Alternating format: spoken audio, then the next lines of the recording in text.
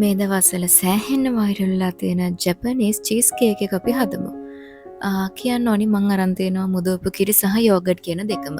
කැමති කෙනෙක්ට පුළුවන් මුදවපු කිරි වලින් විතරක් හදන්න, තවත් කෙනෙක්ට පුළුවන් යෝගට් වලින් හදන්න. ඒ වගේම තමයි බිස්කාෆ් වගේ නමක් තියෙන බිස්කට් එකේ මට නම් මතක නැහැ. ඒ බිස්කට් එක නෙමේ. ගෙදර තිබ්බ බිස්කට් එකක් තමයි මම පාවිච්චි කළේ බටර් කැරොල් එකක්. ඒ වගේම තමයි ඕනෙම කෙනෙක්ට හිතෙන්න පුළුවන් ඇයි යෝගට් සහ මීකිරි දෙකම මම ගත්තේ කියන එක. එකක් යෝගට් වල පැන් රස වැඩි. එතකොට බිස්කට් එකේ පැන් රසත් එක්ක මට හිතුණා මේක ගොඩක් පැන් රස වැඩි වේද කියලා. අන්න ඒක නිසා තමයි මම මුදවපු කිරි ටිකකුත් එකතු කරන්නේ. මොකද මුදවපු කිරි වල කිසිම සීනි ගතියක් නැහැ. එතකොට කිරි වල සහ යෝගට් එකේ දෙකම පැන් රස එකතු වෙලා තමයි බිස්කට් එකත් එක්ක කන්න පුළුවන් වෙන්නේ. එතකොට ලොකු පැන් රසක් එන්නේ නැති වෙයි කියලා හිතුන නිසා තමයි මම මේ දෙකම එකතු කළේ. මේ කිරි වලින් විතරක් හදනවා නම් මට හිතෙන්නේ සීනි චූට්ටක් එකතු කරගන්න. ගොඩක් නෙමෙයි හරිම චුට්ටක්. යෝගට් වලින් හදනවා නම් කිසිම ගැටලුවක් නැහැ. ඕනෙම කෙනෙක්ට පුළුවන් ඉස්සෙල්ලාම ටෙස්ට් කරලා බලන්න.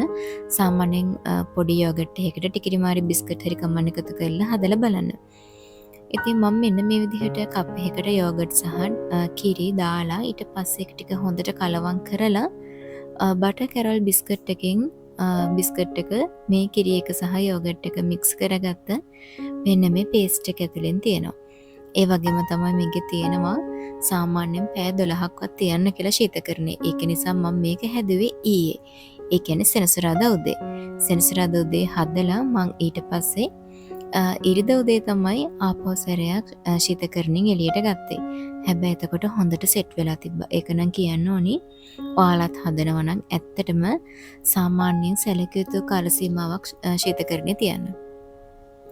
ඒ වගේම තවත් දෙයක් තියෙනවා කියන්න. මේක හදන්න ඕනේ සාමාන්‍ය විදිහට ගත්තොත් නම් ග්‍රීක් යෝගට් වලින්.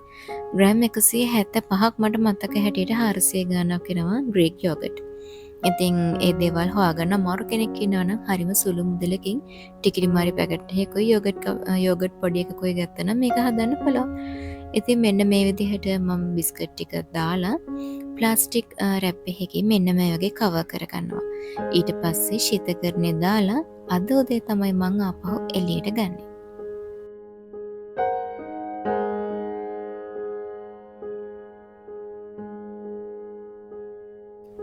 මේ තියෙන්නේ අද උදේ කොහොමද තියෙන්නේ කියලා මම හිතුවේ ටිකක් දියගතිය තියෙයි කියන මීකිරි එකතු කරපු නිසා.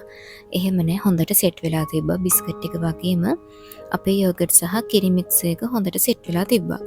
ඉතින් මෙන්න මේ විදිහට ප්ලාස්ටික් රැප් එක මම ඉවත් කරලා දැන් හදන්නේ ඩෙසර්ට් එකේ රස බලන්න.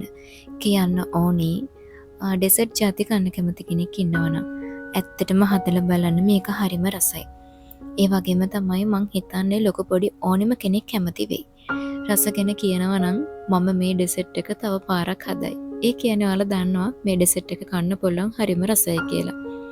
සාමාන්‍යයෙන් යෝගට් එකක් කනවා, කිරි ටිකක් කනවා, බිස්කට් එකක් කනවා වගේ නෙමෙයි මේ තුනම එකතු වුණාට පස්සේ ඒකේ තියෙන රස වෙනස්. අපි හිතනවට වඩා අමුතුම රසක් තමයි මේකේ තියෙන්නේ. ඒක නිසා මම කියන්නේ ඕනෙම කෙනෙක් ඉන්නවනම් හදන්න දෙපාරක් හිතන්න එපා. ඇත්තටම හදන්න. සාමාන්‍ය විදිහට පොඩි දෙයක් පාවිච්චි කරලා හදන්න. මාත් එක්ක රැඳී සිටියට ඔයාලට ස්තුතියි. නැවතත් අපි හමු වෙමු.